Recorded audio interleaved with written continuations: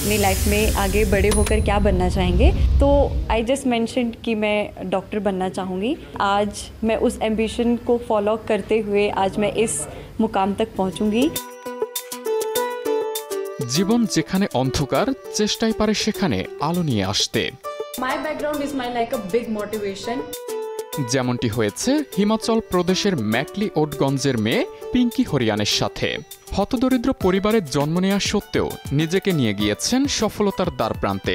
নানা চড়াই উতরাই পেরিয়ে পিঙ্কি এখন একজন চিকিৎসক। अपने नाम के आगे ये डॉक्टर लगाना मुझे बहुत ही अच्छा महसूस हो रहा है। গল্পের শুরুটা 2004 সালে। দারিদ্র এক পরিবারে জন্ম নেয় পিঙ্কি হরিয়ান। তার পরিবার এতটাই গরিব ছিল যে খাবার কিংবা থাকার মতো কোনো ব্যবস্থাই ছিল না, তাই ভিক্ষা করেই জীবন চালাতো পিঙ্কির বাবা মা। অভাবের সংসারে জন্ম নেয়া পিঙ্কিকে একটু বড় হতেই বাবা মায়ের সাথে বের হতে হতো ভিক্ষা করতে।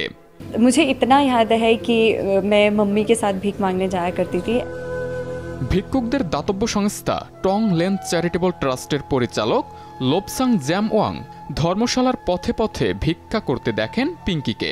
ছোট্ট পিঙ্কির প্রতি এক ধরনের মায়া অনুভব করেন লোপসাং। খোঁজ নিতে গিয়ে বস্তিতে কথা বলেন পিঙ্কির বাবা মার সাথে, শোনেন তাদের দুঃখ দুর্দশার কথা। পরে পিঙ্কির বাবা কাশিরি লালকে বোঝান মেয়েকে উপযুক্ত শিক্ষার বিষয়ে, পাশাপাশি পিঙ্কির পড়াশোনার দায়িত্ব নেয়ার কথাও জানান তারা। हमें 300 बच्चों को लाइफ अभी पढ़ाने के लिए काम में कर रहे हैं। 2004 সালে ধর্মশালার দয়ানন্দ পাবলিক স্কুলে ভর্তি করানো হয় পিঙ্কিকে।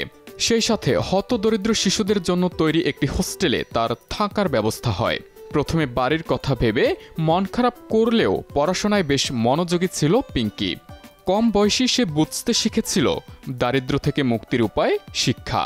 जो सपना देख रही थी वो आज मेरा वो सपना आज पूरा हुआ है। উচ্চ মাধ্যমিক পাশ করার পর 2018 সালে চীনের একটি মেডিকেল কলেজে ভর্তি হন পিঙ্কি। সম্প্রতি ডাক্তারি পড়া শেষ করে ধর্মশালায় ফিরেছেন তিনি। চীন থেকে ডাক্তারি পাশ করেছেন পিঙ্কি।